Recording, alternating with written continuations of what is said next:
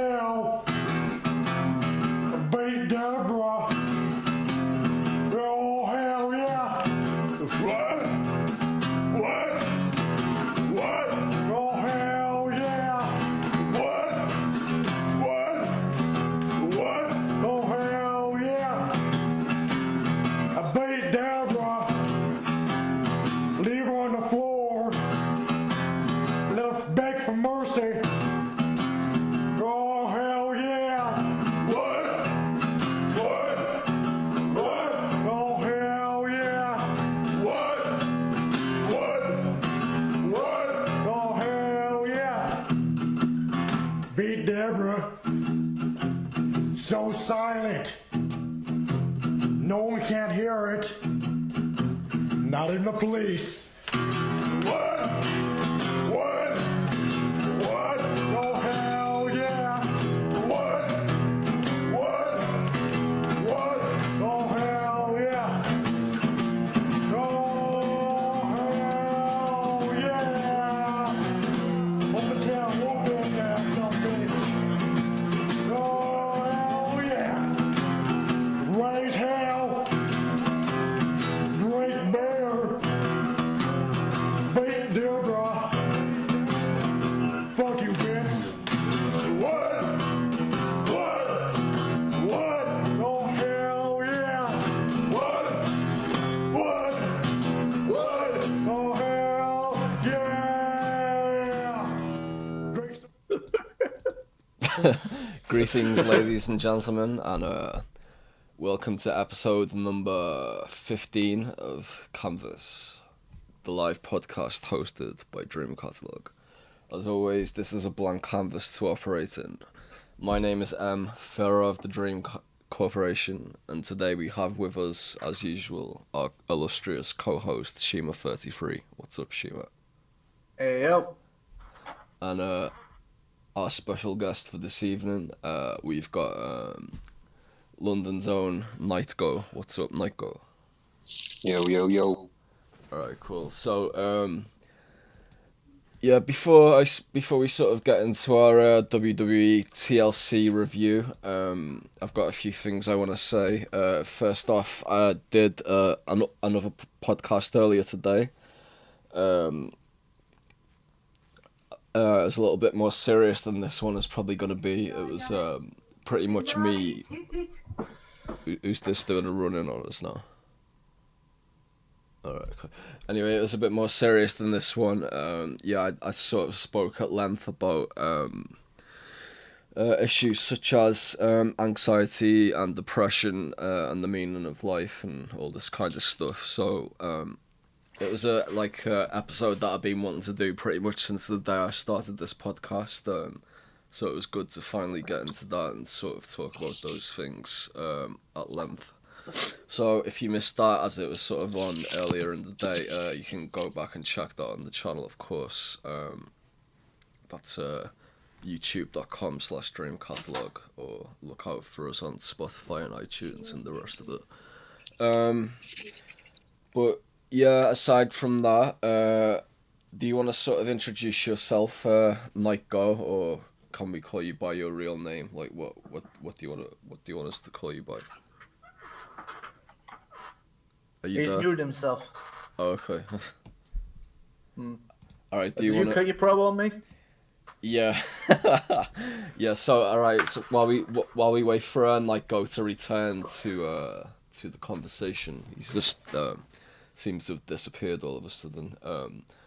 I did have a little bit of a problem that I wanted to bring up with you, Shima.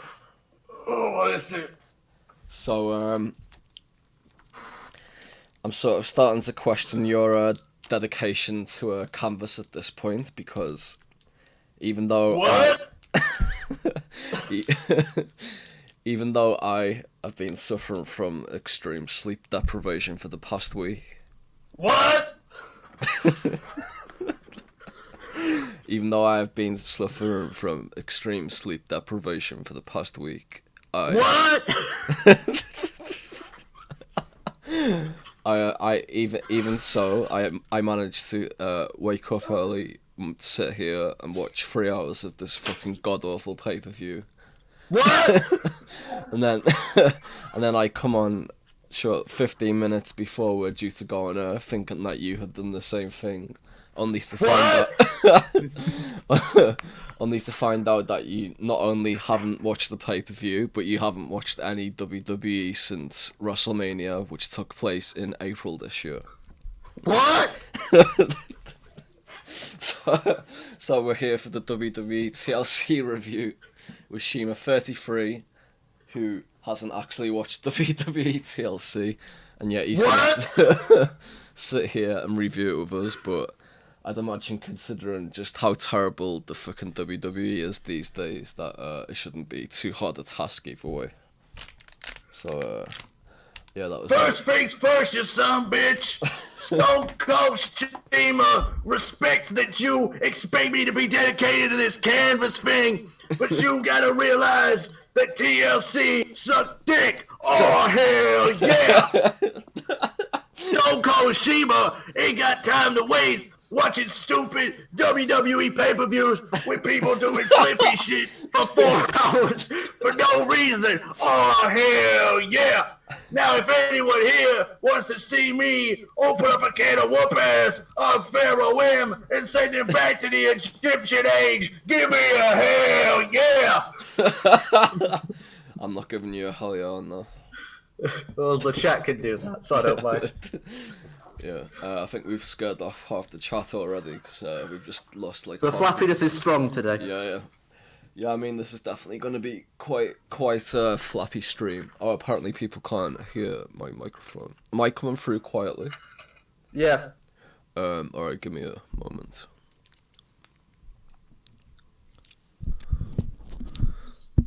Is that a little bit better? Yeah, that's a bit better. Alright, so are you there, Nitego? I am here. Nitego, come in. Yeah, do you want us to call you Nitego by your real name?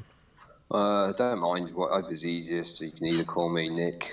Alright, cool, yeah, Nicole, Nick Gateway, works. or Yeah. Nitego, Yeah, so do you want to introduce yourself to everyone then, and let the listeners of Canvas know exactly who you are and Let such? the crowd know, yeah. Okay, so yeah, I'm Nitego, formerly known as Entity, if anybody remembers Entity, but most known for Gateway.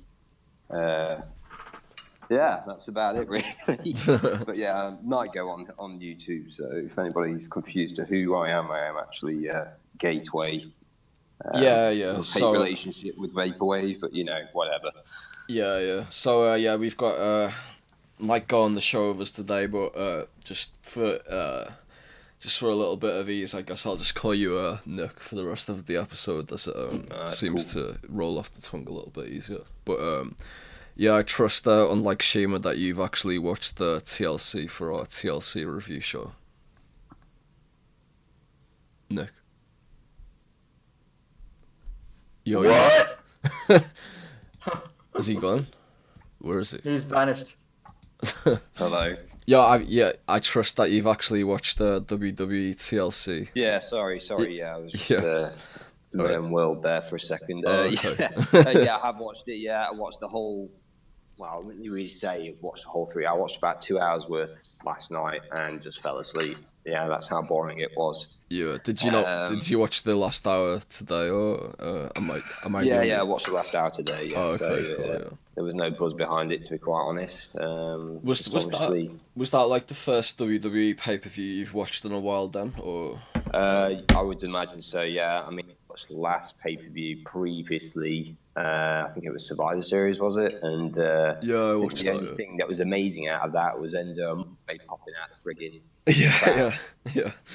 But yeah, that's about it. No, I haven't watched pay-per-view in a while. So. Yeah, like Meanwhile, to catch up, I'm watching the show live right now as we speak. And the main question I have to ask is, why is the wrinkly old ball bag that is Michael Cole still employed? I mean, even though Michael Cole's still like the main guy on commentary, like I actually think Corey Graves and Renee Young are even worse than he is. So if you're gonna pick on anyone, I think I'd highlight those two first. Yeah, but at least Corey Graves doesn't look like a ball bag. At least he looks like a fucking Nickelback reject instead. Yeah.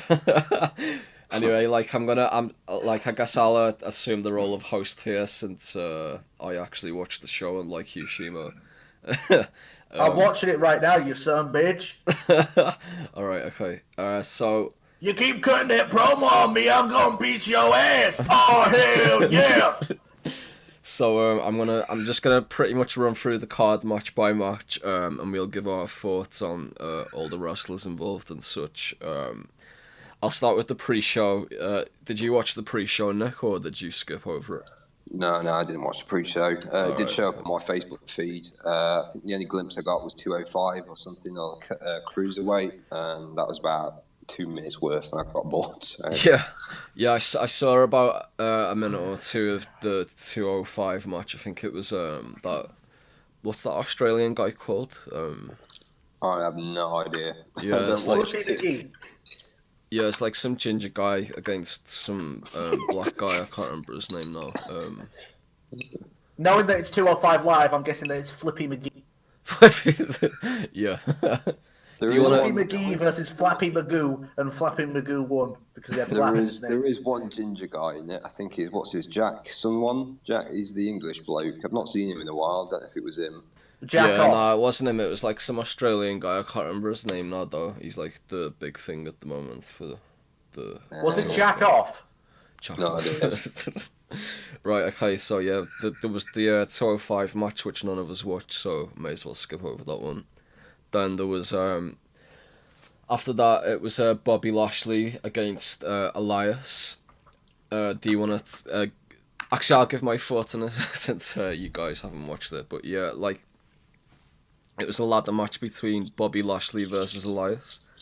And I guess I was just mostly in disbelief at the fact that, like, they've got these two guys on their roster, like Lashley, like, who looks like as legitimate as Brock Lesnar, as like, like a tough guy and a fighter and such. And then they've got Elias, who is probably like perhaps the most charismatic guy that they've got on the roster at the moment since Enzo left. And they've got like these two guys on a fucking Elias pre-shoot. is the most charismatic person on the roster. Well, have you not watched any of his promos this year? Jesus Christ, WWE's in a worse spot than I imagined if Elias is the best. Like, fuck No, me. he's actually pretty good, you know. I think like he's one of the better like mic workers to come along in a few years. But yeah, I mean like WWE is in a pretty drastic spot right now. But yeah, these two guys on the pre-show is just like ridiculous. Like especially Lashley, like he just looks like a complete killer, and like he's stuck in a fucking pre-show match doing nothing, which he loses as well. The thing is, Is the it last just- time I saw Lashley properly was when they were doing. What was that? It was like Stone Cold Steve Austin. It was like Battle of the Billionaires, I think it was. Was it that one? Yeah, that was when they had Vince versus Trump at WrestleMania. Yeah, that was probably the only time that Bobby Lashley was, half decent. Nowadays, it's just tongue in cheek. It's just what the fuck. No, I think Lashley's good. It's just that the way they treat him is just awful. I think like they give him just shit constantly. That's what, yeah. Yeah. Like I mean, they've sort of given him this gimmick where he's like brash and cocky and arrogant and stuff, and they've stuck him with this like little Leo Rush guy who looks like almost like a child, but like in comparison to Lashley anyway. Is it just me, or does Lashley look like Taz on steroids? I guess I can see what you mean in a sense. Yeah, he's sort of got that similar like round head that Taz has got. That similar 5 foot nothing physique. Yeah, except Lashley is like 6 foot or something, but with the same. Except physique. Lashley's roided up, so Yeah. he gained a foot. 'Cause that's how roids work. Yeah. But yeah, like the finish of that match was just awful. Like what happened was it was like a guitar ladder match. Like whoever like climbed the ladder to get the guitar first won the match. So like Why would Bobby Lashley want a guitar? yeah, the whole thing's just fucking stupid.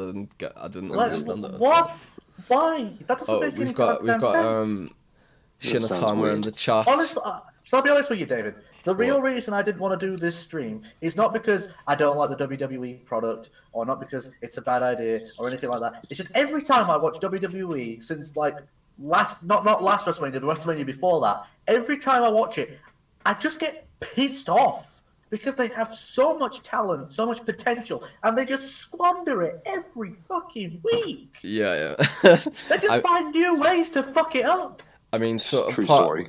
Yeah, part of the appeal of actually watching it these days, to some extent, is just like seeing how low they can actually sink the show without getting cancelled in a sense. But I think they might actually be on the verge of getting their new Fox deal cancelled, as Nick was telling us earlier. So what you're saying is this is the WWE's chaos era? Yeah, in a sense, yeah. But no, actually, no, because the Chaos era was sort of very fun and interesting, whereas this is more like the just the complete shit era, I suppose. Complete shit era. Attitude era. Ruthless aggression era. Complete shit era. No, Diabolical. I'd actually distinguish the PG era and like the complete shit era as two individual eras. Like early PG era was sort of semi-watchable, but now these days it's just like, you can't even can't take it seriously anymore. But yeah, anyway, after that was What the hell is Apollo Creed? Is that Apollo Crews or is that Apollo Creed? I forget how many times they changed his name. Oh, is that the one? Is that the bit where Corbin is out in the ring or something? Yeah. Yeah. We'll Why get is to he? that. How is he still employed? Yes. Like So he got over like a wet fart when he debuted on the main roster. How the hell is he still employed? I think you could say that about everyone on the fucking roster, though. Like, who?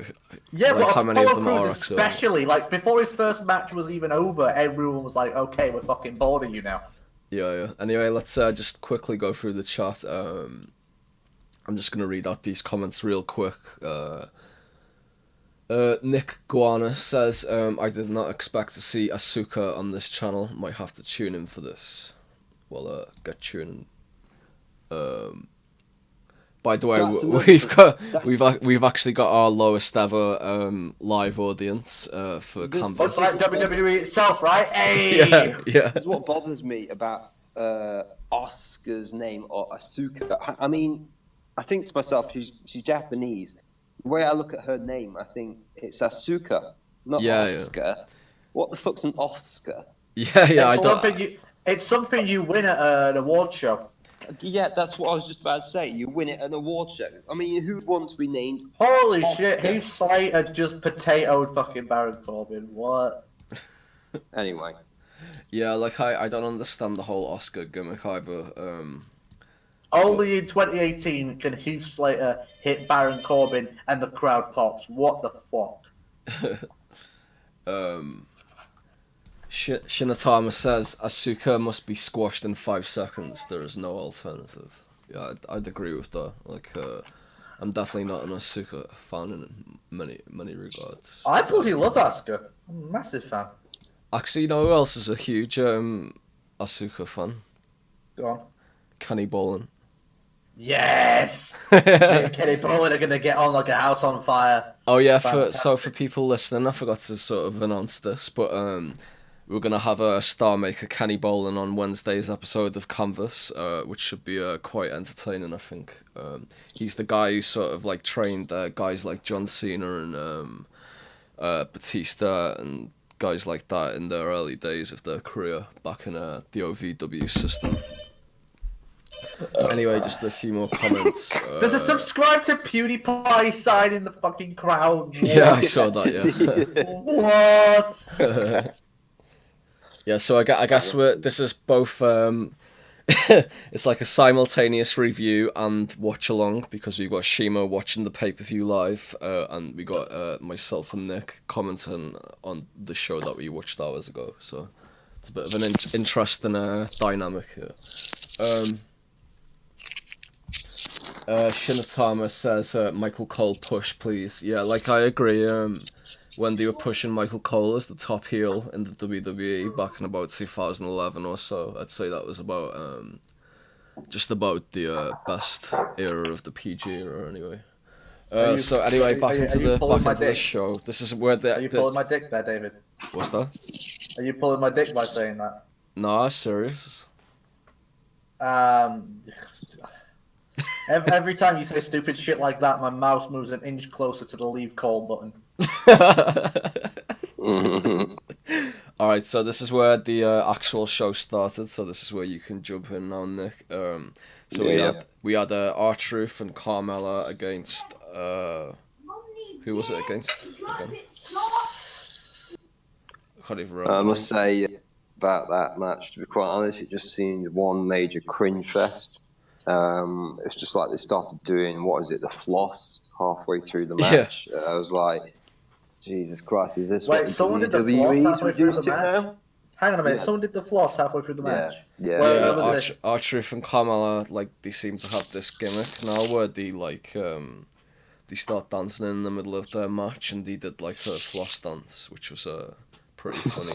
But, it's just a bit of a cringe that the fact, WWE is now reduced to, taking other gimmicks from other, things. I mean, you look at like Dean Ambrose, and when he's wearing that mask, you think, I think it looks like something out of Metal Gear Solid. Psycho Mantis. But a lot of people relate it to Bane from The Dark Knight Rises. But it just seems that like the WWE nowadays are running out of ideas. I mean, the floss on WWE. I mean, they'd have thought they'd probably do him doing some more like breakdancing, but obviously it's not the case. It's just some shitty floss from a shitty game. Yeah. I mean, like, the thing with R-Truth is, like, I don't even get, like, what's going on with him, because, like, he's sort of been doing this exact same character for, don't know, how long's he been in WWE for, like, 10 years now. It's just been the same, like, what's up shit for like, 10 years. Why the fuck is an athlete of the caliber of Bobby Roode in a tag team with someone as shit as Chad Gable? Yeah, I've got no idea about that. Like, Bobby Roode's, like, yet another one that they brought in and just completely wasted. But his glorious gimmick in NXT was over like hotcakes. Why couldn't they just do that and stick with it? He's never actually been a heel on the main roster either. He's always been a babyface. Why? No, that's his best. That's what he does. What? Yeah, I mean, like, he's a natural heel. That's what's funny about it. But what the fuck? Another thing that like stood out to me about this R-Truth match was like, how is Jinder Mahal like stuck in this shit? Like, he should be like How is it? He's gone from like WWE champion to like a shitty match at the start. Yeah. It just doesn't make any sense. I mean, I'm not really a fan of it, but what the hell? Yeah, I know. It's just like typical WWE. Like, 1 minute you're world champion, and next you're dancing with Carmella or whatever. It makes no sense. No sense whatsoever. Yeah. I mean, you sort of have to consider the fact that all of this is coming from like Vince McMahon's geriatric mind. So apparently he's on the show tonight or something. Apparently he's gonna mix things up. Yeah, like every time WWE hit their lowest rating, like they always bring Vince McMahon in the next week to push the ratings back up. So he's back on Raw tonight. So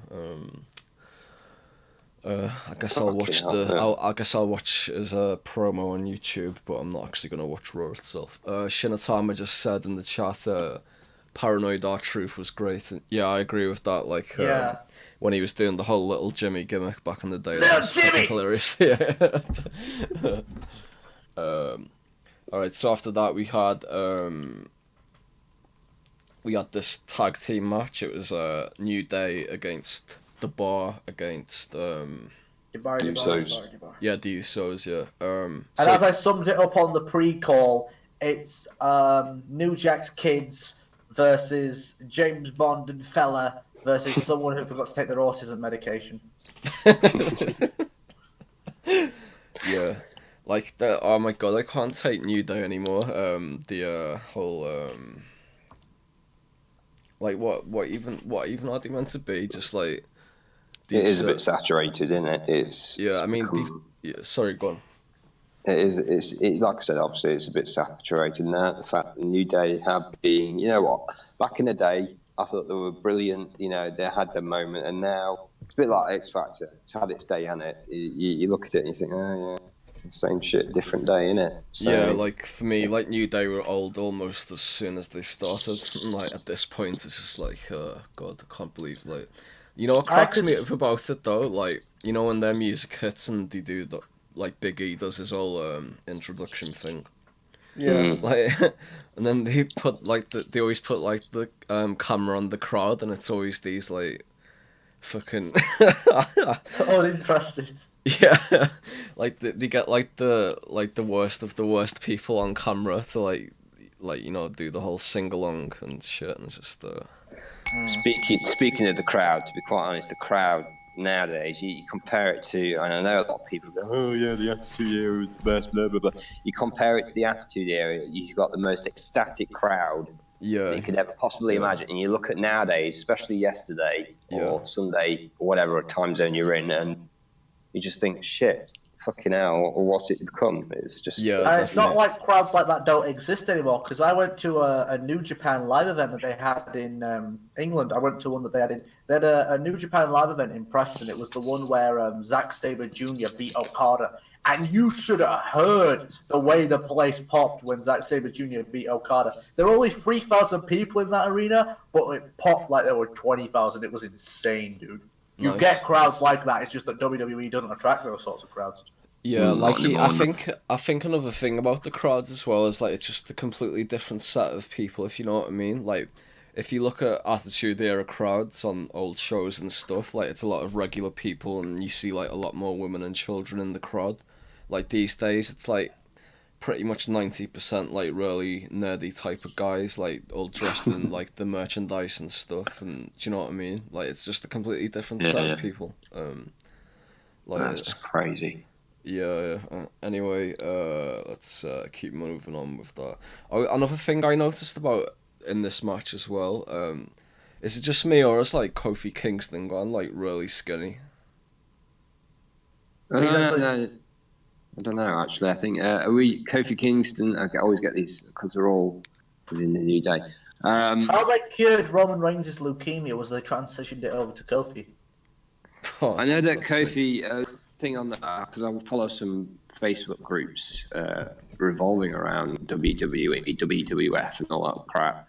And I think Kofi, he has a concave chest. Now, I can't remember Yeah. what that's about, but I don't know. I think he still looks the same. He's still got the same physique. It's just, I think, obviously, because of the way you've seen it, it's probably something to do with his concave chest. Yeah, I I think that might be it. Yeah, like the concave chest. It looks really weird. That I'm not quite sure how that happens, but yeah, like I sort of noticed he just looked like a little bit like he'd lost some muscle or something. I can summarize the New Day in 4 words: attention deficit hyperactive disorder. Yeah. What? So like you. Yeah, man. You after 4 liters of Pepsi, I suppose. I'm down to a liter of Lucozade, so you know, I'm Alright. cutting the calories. Got to stay slim and trim. Yeah. Anyway, yeah, like the thing with like this tag match as well, just to finish off, is sorry. That is the no. I'm sorry. I'm watching the women's table match right now, and that is the most vanilla ass table spot I have ever seen. And they've spent like 3 minutes on this one table spot where no one cares. And Natty Neidhart's just laying down in the middle of the ring like, oh my god, I just pushed someone. Ah, oh my god, what am I gonna do with my piece of shit life? But you pushed someone, who fucking cares? Yeah, I remember that bit actually. Anyway, yeah, like that tag team match, like what I found about it, and this is sort of like a complaint I have about a lot of WWE these days, is it's like really choreographed, and you can just sort of tell that like everyone in the match is just like pulling off all the spots and such, and it's just not There's the same. one type of word that I wrestling. can use to summarize WWE, and that's sanitized. Yeah, definitely. Yeah, like the fact that they still call their show Raw is just almost a joke at this point. What's raw about it? Can I just Nothing. say? Yeah, go Can I on. just say, obviously going back to that the tag team match. Obviously, I was observing the match through its entirety, and the Usos were they didn't really have much time in the ring. It was just mainly the Bar and the New Day. It was just going at each other all the time, and I think there was one bit where the Usos were on the outside of the ring, on the not on the hard cam side, but the other side where there's no cameras. They were probably just selling it down there for about a good 3 to 5 minutes, whatever it was. But they were never in the ring hardly. They were only in there for about maybe a minute or so. Yeah, It was just shit, absolute bollocks. yeah. Yeah, I mean, having like a three-way tag match in the first place is just a bit of a joke anyway. Like, I guess they're just trying to shove as many people they can on pay-per-view cards these days. Anyway, Quick question: where's Nikki Cross at? You know her from Sanity. oh yeah, I don't know. I've got no idea if she's still in it or not. Is she? Did they fire Nikki Cross? Well, I know Sanity is on SmackDown, but like, cause I haven't watched SmackDown for like 6 months or something, I've never actually seen them. But Like, if Nikki Cross went into the Divas division, that would have been amazing because Nikki Cross was an actual fucking character. yeah, So- like that's sort of my complaint about the Divas division as well these days. Like every single character that they've got in it is like they all play the same role of like strong independent woman gimmick. Like every, do you know what I mean? Like every single one of them. And like they talk about like the Divas Revolution or whatever, but like ultimately it's just like all of them are doing the exact same gimmick, and like none of them are actually as good a wrestler as just like if you look at like the old TNA Knockouts era, I think that was sort of like the prime of like women's wrestling when they had like They badmouth the Divas era so bad, but if you look at like 2004, 2005, during the heyday of the Divas era, even though all the females were playing the gimmick of sexy female, there was still more character variety there than yeah, exactly, fucking yeah. today. Yeah. It's embarrassing. Yeah, like there's I just don't want to no- watch this shit. The only reason I'm watching this shit is because you're making me watch this shit. This shit is shit. Yeah, like I think in future we'll probably skip over the WWE pay-per-view reviews unless we can get Kenny Bolin on with us for them. Get Dave Meltzer on.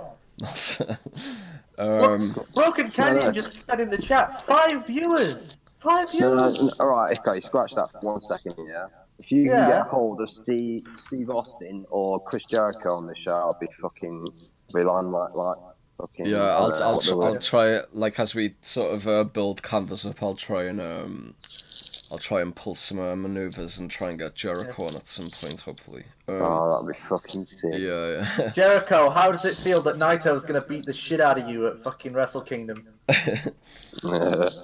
Anyway, so after that tag match, we had this Baron Corbin versus Braun quote unquote match, which just ended up being sort of like an in-ring promo where Baron Corbin loses after getting beat up by all the jobbers on Raw, basically.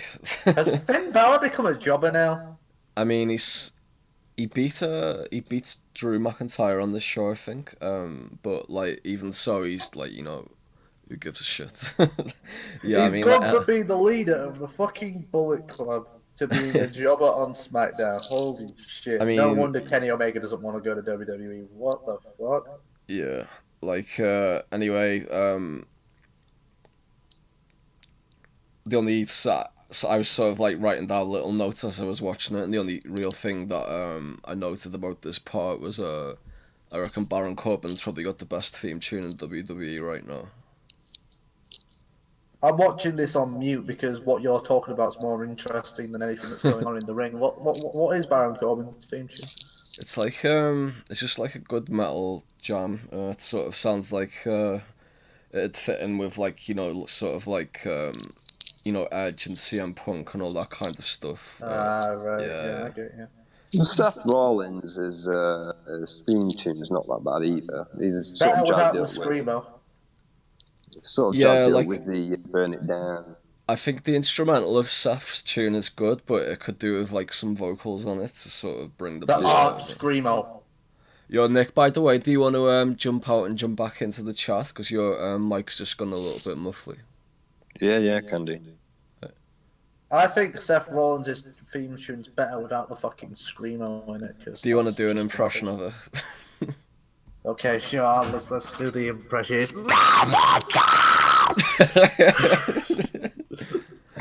There we go. Those are the new vocals for Seth Rollins' theme tune. Yeah, so after that we had Ruby Riott versus Natalia in a tables match. Speaking of good metal tunes, you know a good metal tune that I'm addicted to? We're All Together Now by Anthrax. You know the really old WWE Raw theme? Oh yeah, it's class, that one, yeah.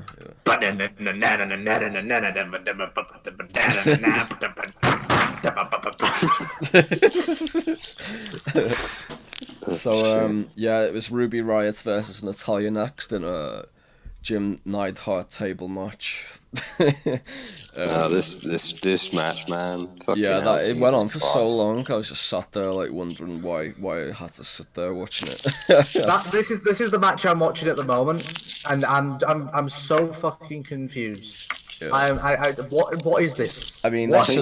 that match shouldn't have lasted longer than like 2 minutes, but it went on for like 20 minutes. It felt like. They spent 3 minutes selling that dog shit fucking push spot. Yeah. Where it was the most sanitized, most non-risky, most garbage table spot I've ever seen in the history of anything, and they spent 4 minutes selling it. Like, what the fuck? You just Yeah. went through the table. Just get the fuck back up, old woman.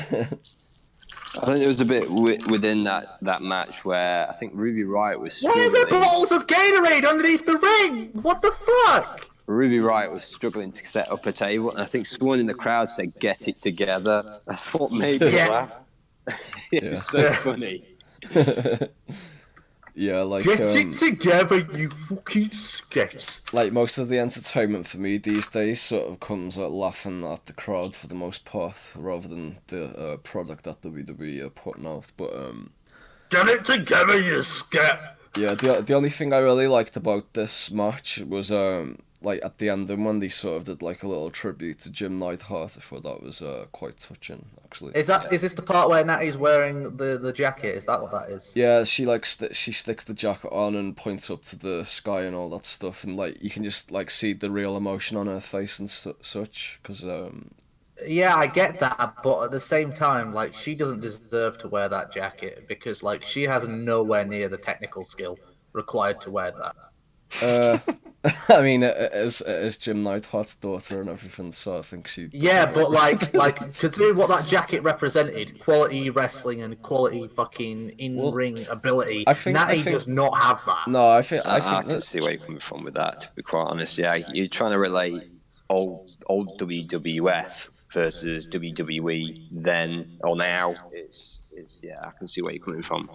Yeah, I think Natalia's a good wrestler. It's just she's been around so long that she's just like boring at this point. Well, I'm watching her right now, and she seems very podgy in the ring. She seems very sort of sluggish. I thought the other girls were like that, like Ruby Riott. Oh, they all are. Don't get me wrong, but Natty's standing out as particularly podgy.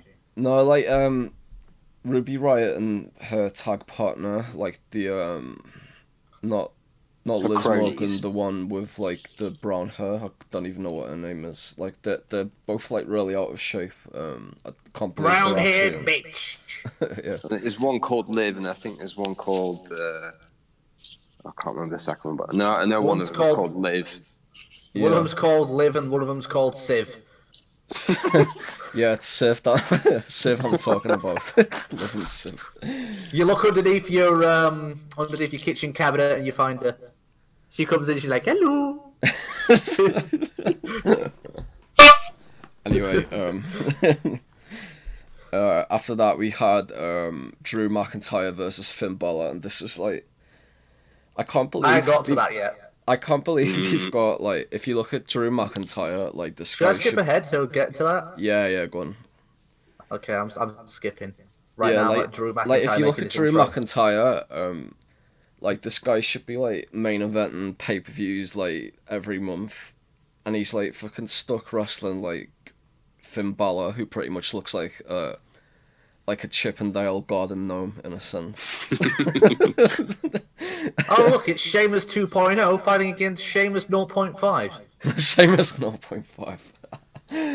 Yeah, I mean, no, This is but proto Sheamus. I think McIntyre, like he's like pretty much WrestleMania main events are in the making, but like the way they treat him, like I can't believe he's actually losing to Finn Balor. It's just like a complete joke, really. What do you reckon, Nick? Well, I did watch the match, and I think my opinion on Finn Balor is the fact that he does have a lot of pop. He does create a lot of pop when he comes in on his intro music. Although saying that with Drew McIntyre, there was a moment within that where someone shouted "Impact." Now, my assumption is Impact Wrestling. I'm guessing that was probably from an audience member.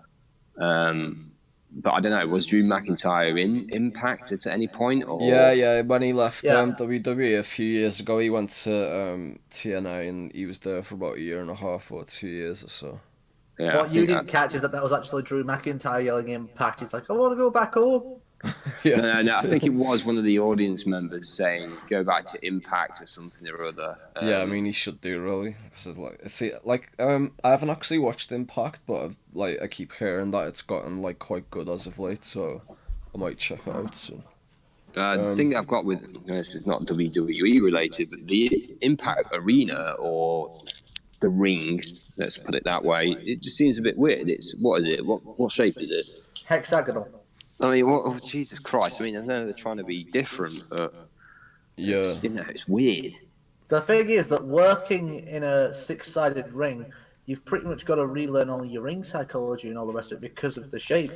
So any sort of knowledge that you might have in TNA Impact, that's why EC3 is still in NXT, because like he got all of his skills working in a six-sided ring. So translating that over to a four-sided ring, there's certain skills which are lost in translation. You know what I'm saying?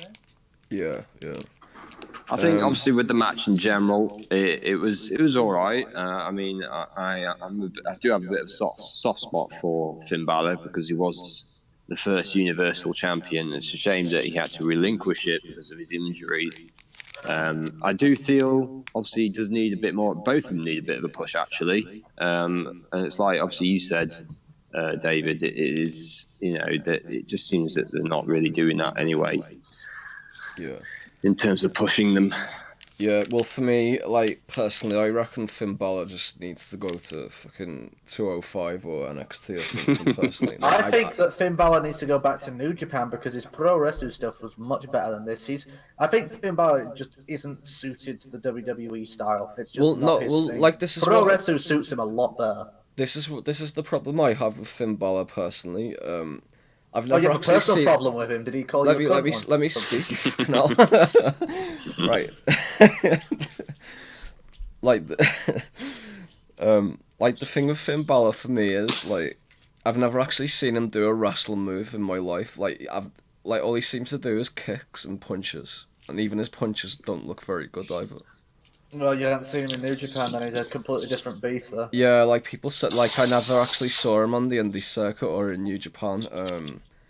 But like in WWE, I don't think I've ever actually seen him do a single wrestling move or whatever. Like he just does nothing but like these stupid kicks, which don't even look effective anyway because he's so skinny. Like I said, it's just because like he's not. He's not. The WWE style doesn't suit him. He's a Yeah, but pro wrestling guy like maybe he's good on the indie circuit because he's sort of coming up against guys who are like his size. But when you put him against like a Drew McIntyre. Like he just looks like so out of place that I can't take it seriously. Cause like You want to call New Japan Indies one more time? yeah, New Japan is the. You got to keep in mind that Brock Lesnar was IWGP champion at one point, and so was Well, yeah, Hogan. I've seen that stuff, but nonetheless, it's still Anyway, It's still in these for you. yeah. It's still real to me, damn it. Right. You're smarking out for WWE, man, for real. Smarking. Yeah. You're No, working yourself into a shoot, brother. Yeah, so after that was Rey Mysterio versus Randy Orton in a match that Oh, seemed joy, to I come get to from... skip ahead again. Fantastic. Yeah. I mean, you're not really missing much, but yeah, like this match seemed to like wouldn't have been out of place like 10 years ago, and yet here it is in 2018. Like fucking. Why does Rey Mysterio look like Papa Shango? I don't know. What Rey did you think Mysterio about? looks like I put Papa Shango in the wash on a fucking hot rinse, and he shrank by 2 feet. So it looks like we're 2 for 2 here because Shinatama said in the chat Finn Balor should be a jobber. I agree with that for sure. Like when I sort of see Finn Balor as like the second coming of Hornswoggle in a sense. You know, he's got the Irish leprechaun gimmick and everything. But yeah, so we're 2 for 2 on whether Finn Balor should be a jobber or not. So if anyone else in the chat wants to chime in, here's a good question actually. So we can take a good so we can take a little break from the TLC chat for a moment. Modcom81 asks who would win in a Vapor Royal Rumble. Yeah, but who would that be against? So that's the question. Who would it be? Would Mark? it be Vaporwave artists, or would that be The premise of the Royal Rumble is that it's like everyone on the show gets into the match and such. So I guess everyone would be in it. So who would win? every wrestler? What? Right, let's just sack that off and Yeah, I'm No, all right, okay, all right, okay. So basically, what David's saying is, if you were to put Blank Banshee versus fucking, I don't know, what's her face, Vectroid. What's her face? Vectroid, and then put them all in the Royal Rumble with other Vaporwave artists who would come out tops. I mean, if I were to answer that question, if it was in, I'd say if it's Vaporwave, I would say it's probably Telepath, without a doubt. He's pretty godly with his music, so I mean, it is obviously intellectual property. In terms of obviously Vapor, if it was the Vapor movement, I would say probably your boy HKE. yeah, I mean, I'd definitely do the run in on both rumbles and wipe the floor. Fucking Mark. Anyway, These HKE marks in the chat, man. Yeah, nice. That's Oh, what that was we a want. pretty cool spot.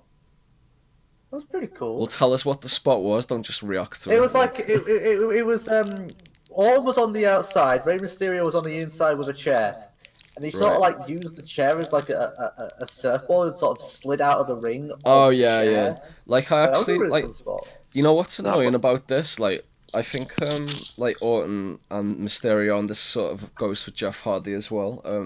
Like those guys could like really add a lot to the show if they like put them in angles with like the new guys, but they just seem to keep booking them against each other, and like they're just sort of like putting these like filler matches, even though like they're still like solid hands in the ring and such, and like good wrestlers. Like they're just sort of being wasted by not being. So they're used. sort of like undermining their older talent. Yeah, exactly. Yeah. I'm not gonna lie, right? I'm not gonna. Sorry, David. I'm gonna just throw this in real quick. I'm not gonna lie, right? The Jeff Hardy with Orton sort of like rivalry was bang on. I mean, there was like pulling of the ear. Normally it's cringe, and you think to yourself, "Ah, shit, that must hurt." And that sort of caught my eye, and I thought to myself, you know what? That's probably some good fucking quality TV there, and it only lasted about 5 seconds. Yeah. Didn't Orton sort of like take off the what is it? You know, obviously you've got the corners of the ring, and they've got the cushions to stop them from going into the wire. Didn't he unwire that or something and put someone's arm through it or something? I can't remember now. Like, to be honest, I've barely watched WWE this year, so I've only seen like little bits here and there. I think there was a bit where Orton had unbuckled the ring corner That's what I was trying to find the words. He unbuckled the ring corner. I don't know what wrestler was against him at the time, or I don't know if it was just someone along the side. He put someone's arm through the corner buckle and bent his arm backwards or something along the lines. And I thought, oh, Jesus Christ, that must hurt. But then again, it's all fake, isn't it? So, I don't know. Anyway. We've got a comment from Sentient in the chat in regards to the Vapor Royal Rumble, and he says easily Richie the Raccoon wins. I can't argue with that. Yeah, of course. He knows through all the fucking ring setup, so the ring just collapses and everyone gets eliminated. So after that we had Ronda Rousey against Nia Jax for the women's title. I get to skip again. Yeah, go for the skip. Yeah. Did you have any thoughts on that, Nick? I don't know. It just seemed a bit blasé, if you ask me. Yeah, definitely. It's a bit. I look at Ronda Rousey. I think she is a bit of a badass in UFC, but she's not a badass in the WWE. To be quite honest, I enjoyed her. I enjoyed Ronda Rousey more in UFC than I do in WWE. To be quite honest, I mean she's got the attire for it. She's got the right attire, but it just does not fit. Yeah, right. And Nia Jax, sort of blowing her fist as if to say, "Yeah, I punched Becky Lynch in the face. I'm gonna do the same to you." Just sort of, again, it was just really cheesy. I don't get it. Yeah, if they keep having Nia Jax sort of tease the face breaker thing, but it's never actually going to pay off because they wouldn't do that again unless it was another accident. Like, there's no real point in it because there's no heat in actually doing that. But yeah, I think Ronda Rousey, she actually seems like she really gets how to wrestle and stuff, and she seems really good in the ring. But at the same time, the way they've booked her, she's just another generic female wrestler on the card any other at this point, and that's the main problem I have with WWE and booking faces. They book all of the faces like fucking idiots. Yeah, if you look back at the Attitude Era, the obvious example is Stone Cold. Stone Cold wasn't booked as the way WWE books faces these days. It's sort of this traditional, coming out and being the good guy and smiling and stuff and tagging hands with the fans and all that crap. But if you look at the Attitude Era, sorry, I'm just reacting to this as I am. If you look at the Attitude Era, baby faces like Stone Cold or The Rock or whoever, they were sort of booked as badasses that were the type of people that you sort of wanted to look up to and admire, especially as a young teenager or whatever. Yeah. And now these days, imagine being a teenager watching WWE in today's day and age, and where are these guys like The Rock or Stone Cold that you'd want to sort of look up to and admire? Expect, yeah. It's not there, is it? It's I'm just watching this live as has been already pre-allocated, but holy fuck, Nia Jax is sloppy in the ring. Wow. Yeah, I'm just watching this as we are, and I think so far throughout the entire pay-per-view, Nia Jax might be the sloppiest performer. Speaking of Nia Jax, it's completely unrelated to TLC. I wanted to know what was going to happen between Nia Jax and Enzo Amore. I thought that was, it sort of had potential there, but obviously because of Enzo Amore's, problems in regards to allegations, sort of never happened.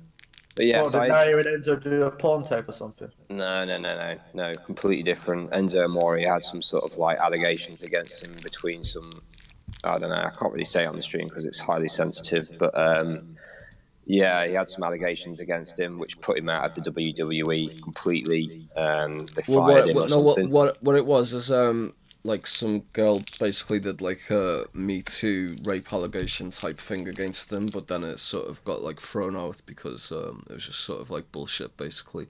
But he lost his WWE career over that. yeah, but like I think like the whole case is pretty much being thrown out now, and he's just sort of It's all right for WWE to point fingers and assume. To be quite honest, a lot of people probably disagree with me on this, but I think Enzo Amore was, he was in his prime then. He was a good definitely. wrestler. Yeah. But the fact that they WWE fat cats just said, fuck you, you've done this. We're gonna suspend you, and I don't agree with that at all. The fact that he did appear briefly on Survivor Series, which was just in the crowd, that was a bit of pop for WWE. I thought it was a part of the script or something, but it was funny. It was some good shit. It was good. It's good to see him back in there, but whatever. Yeah. I mean, it's just like yet another wasted talent by the WWE ultimately.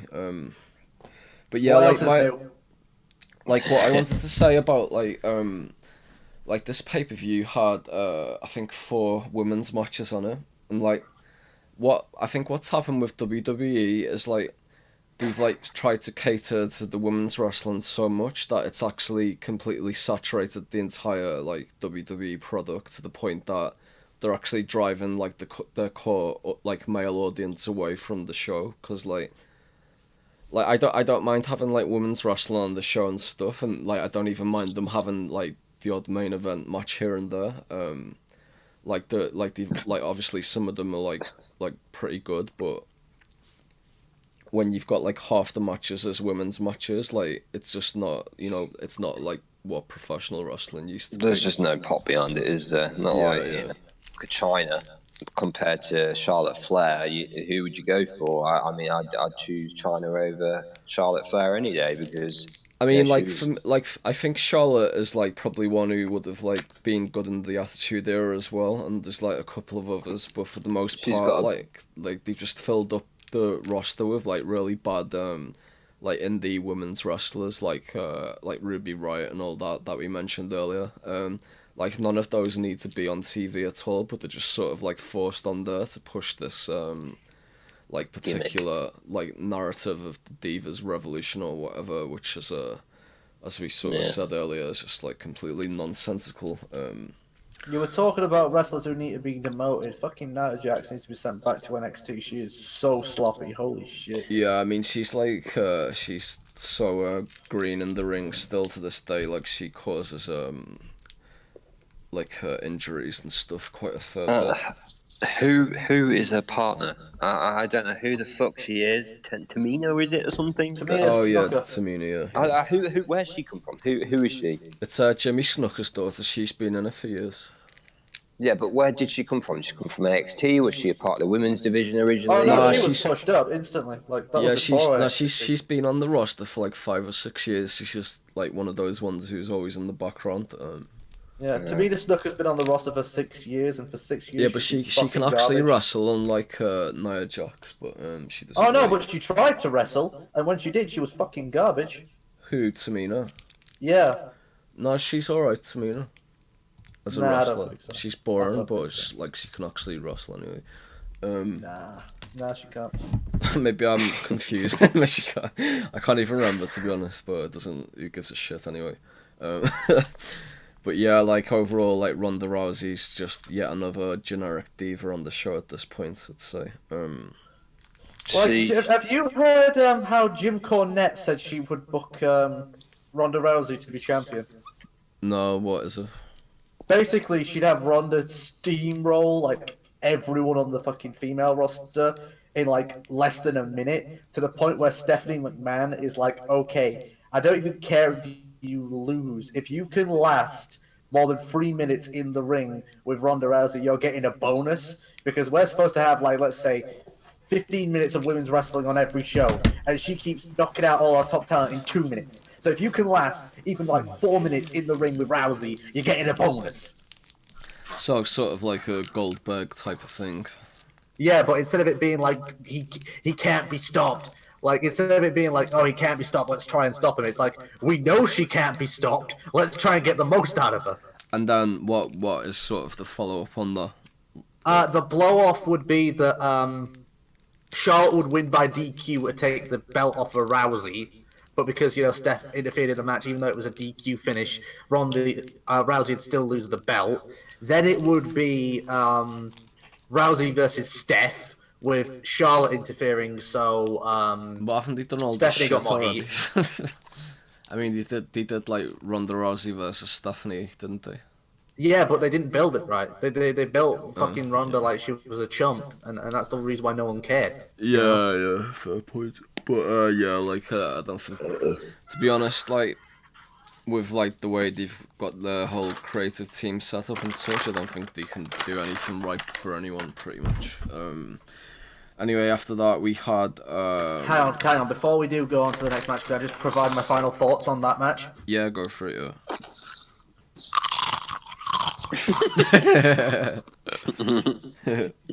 Yeah. So after that, it was the second to last match. Daniel Bryan against AJ Styles for the WWE title. Do you have any thoughts on this, Nick?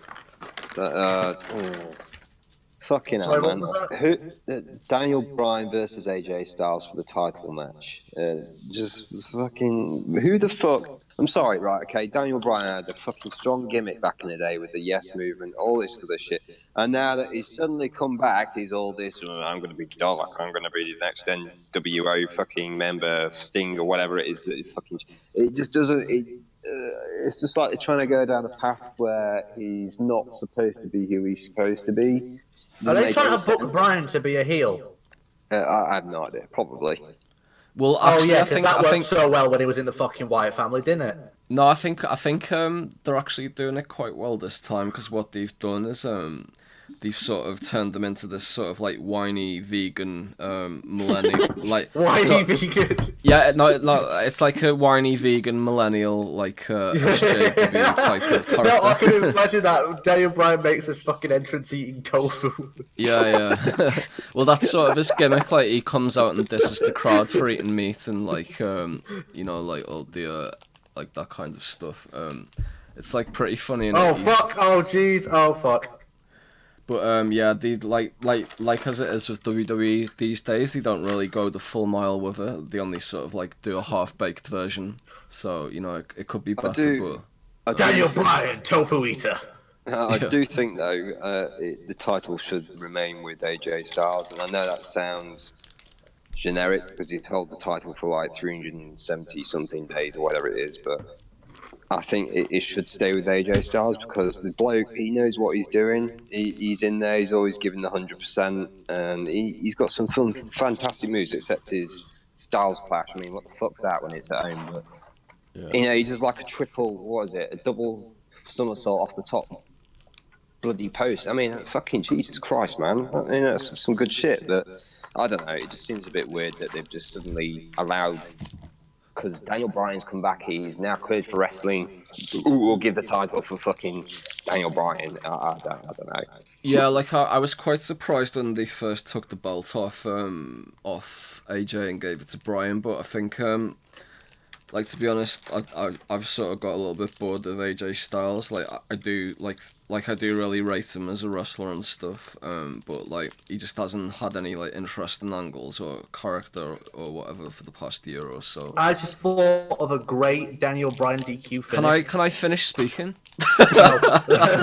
You No. fucking cut me off every time I've spoke on this. Yeah. No, go on, carry on. Yeah. Anyway, but yeah, like yeah, like I do rate like the Daniel Bryan character and stuff that they've got going at the moment, and I'm sort of interested to see where they go with it. But like that's about like the only thing I'm actually interested in with WWE right now. So yeah, but yeah, go on, Shima. Okay, so my Daniel Bryan. And the next DQ match finish. was Ambrose versus Rollins. No, for goodness sake, this Yes. is how you get your revenge, isn't it? Yeah, This is see how how you you get like your that. revenge. Yeah. So Yeah, go the on. Daniel Bryan DQ finish, right? So it's Daniel Bryan versus some job that no one fucking cares, right? Yeah. Daniel Bryan's kicking ass, cleaning house, all the rest of it. He goes outside to the ring, because he's like so confident about it. He's like, taunting to the crowd and all the rest of it. He looks over at commentary and all of a sudden he gets like really fucking angry. He gets really pissed off. And he goes for a mic and he's like, Corey Graves. And Corey Graves like, yeah, what's up? It's like, what's that you're eating? And Corey Graves like, I'm just eating some yogurt, man. I mean, what's the problem? And he just like, Say that again. It's like, I'm just eating some yogurt, you know. What's your problem? He just starts beating the fuck out of Corey Graves. Just starts beating the shit out of him, ref DQs him. Right. So then after that, we had the main event, which was no, sorry, not the main event. It's the semi-main event. Ambrose against Rollins.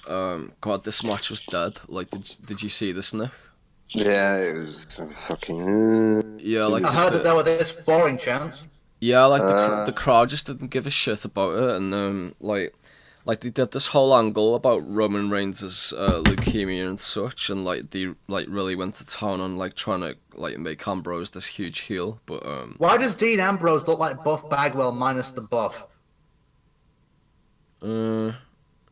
I don't know. I don't really see that. Like Dean Ambrose he looks like the kind of person who beat Deborah. Yeah, but yeah, this match was just like terrible. Really, it was just mid card quality match. Like The only time when Dean Ambrose was the best in wrestling was when he was Joe Moxley in fucking CZW, whatever it was. The fucking hardcore shit. Nowadays, it's just a bit. yeah, Jesus! like Dean the Ambrose. like the way I see Ambrose these days. I sort of noticed this when I was watching the pay-per-view earlier. Can you stop doing your crisps ASMR, by the way? I'm fucking hungry. I'm not allowed to be hungry. Yeah, it's just that it's not very it's not very nice on the ears to hear. You were gonna say it's not very interesting. I was gonna say No, it just is, like yeah. WWE then. Yeah, yeah, it's more interesting than WWE, but yeah. Anyway, like I sort of think Ambrose is trying to do like this sort of Tyler Durden from Fight Club character at the moment. Like you can sort of, Yeah. do you know what I mean? Like he's sort of Yeah. he's copying all the mannerisms and such, and like wearing like sort of the flamboyant jackets and all that type of stuff. But it just doesn't come off very well, really. Like it's No. I mean, I could see him like getting there eventually, but it's something that he'll have to fine tune over about 3 or 4 months before he actually gets there. It's sort of early days right now, I think.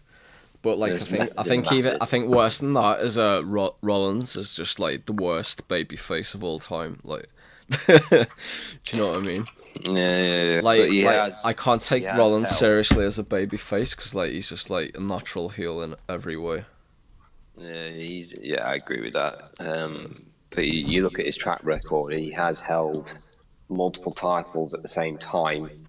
I mean, was it recently he held like three titles? Was it 2 tag teams and then an intercontinental title as well?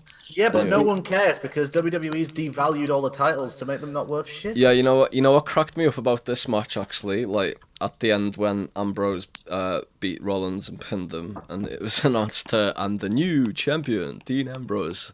Like I had no fucking idea that it was for a belt, and I didn't know either of them were the champions. Yeah, Yeah, it was intercontinental champion. yeah, Intercontinental, yeah. So after that, it was the main event, which was Asuka versus Charlotte versus Becky Lynch in a ladder match for the SmackDown title. Okay. Yeah, go Wait, for You it. sound like you're about to go in on this, mate. Yeah, go in. Where to begin with this? It's okay, fine. I think there are some, there's some potential with all of them. To be quite honest, I mean, Charlotte, she's got a bit of an attitude with a kendo stick and everything, and Becky Lynch, she's the man, whatever this gimmick is at the moment, just I she's don't being understand. round the face, and then Is she there's, going transgender? I don't know, and then That'd be really progressive.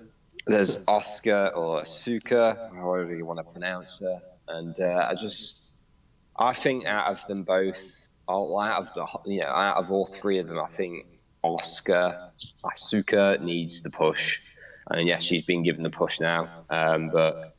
I don't know. It seems a bit like a train wreck of a match, to be quite honest. It just doesn't. Yeah, like some of the spots were just brutal. Like when There was that spot where Becky Lynch jumped off the ladder onto Charlotte, and she just like landed right on her belly and like completely winded her. And that was like hard to watch. Yeah. They cut the mic, they cut Yeah. the audio because I think she might have sworn, or They wanted to make like it PG. you could tell like Charlotte just got like completely winded for real by that. Yeah.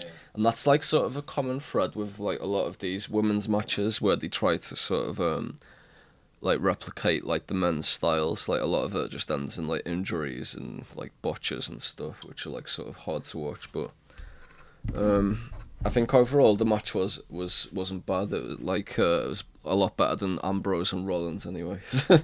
Someone said in the comments, David, "Oh, technology. Out of Charlotte or Becky, who do you think is good looking?" You can't really. Yeah. You can't. I don't know. It's I don't know. If you're talking aesthetic, then I would say Becky has a lot of her aesthetic on her outfit is fantastic, but I'd say Charlotte Flair she's just got the sort of same gimmick as her father. Just doesn't go at all. Do you not think so?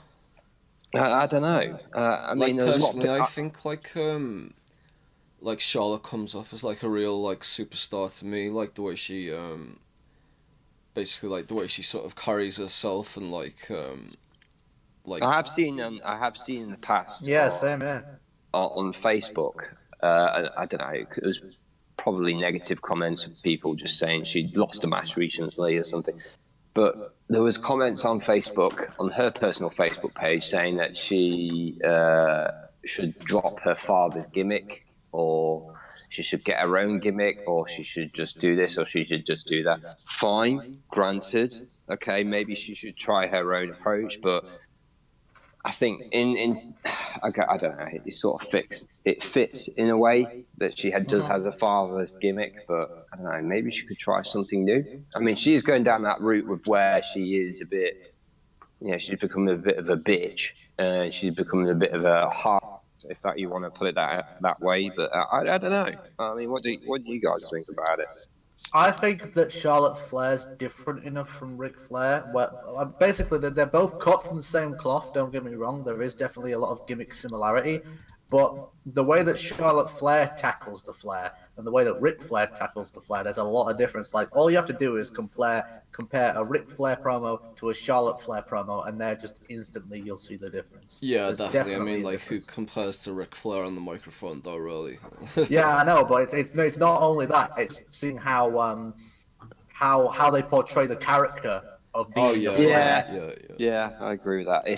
I know, sort of going back on my word there, but if you look, there was a very famous promo cut of Ric Flair being in the middle of the ring. I think he had a bandage on his forehead, and he went absolutely schizo. And it was a promo at the end of the day. He started bleeding again. And that type of shit. You compare that to Charlotte. Charlotte wouldn't do that type of shit.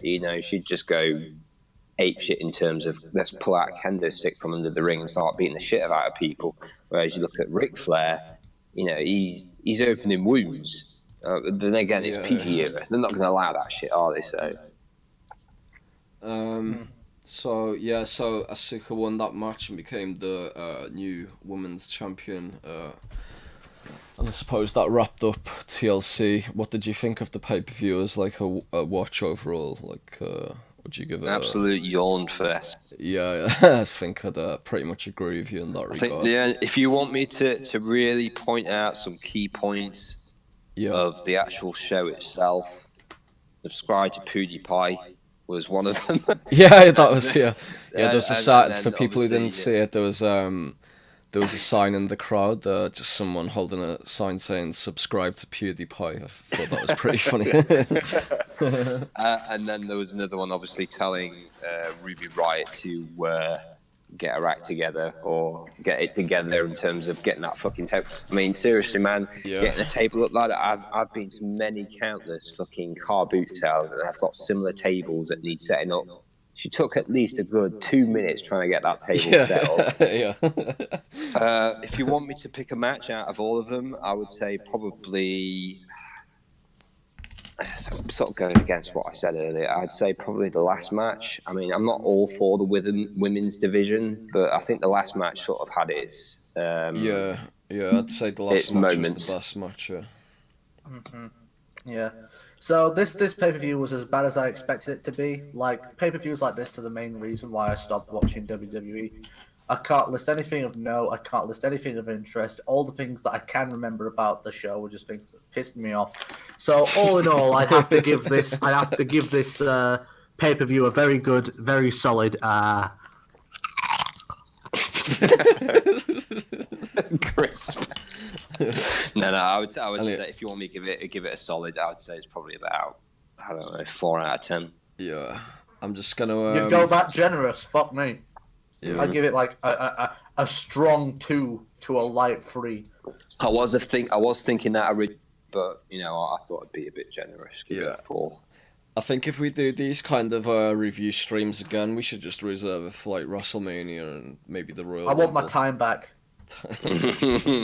We can change the subject now. We can change the background image to something else. Thank God. Hopefully get more viewers in. I mean, we've only got it's on my end, but you know. Yeah, I mean, like you can see what anti-draw WWE is these days by the fact this is like the lowest rated canvas of all time. Even episode 1 it is, to be quite honest, my fault, viewers. I apologise. I sort of forced David into this, so it's just because. It's just because obviously I still find it somewhat interesting in terms of WWE. I don't know, it's something to talk about. But we'll change the subject. Yeah, that's what we're here for. In fact, let's sort of separate the WWE stream into another stream. No, I agree with that. Do it. Bring back Wrestle Vapor. What's that?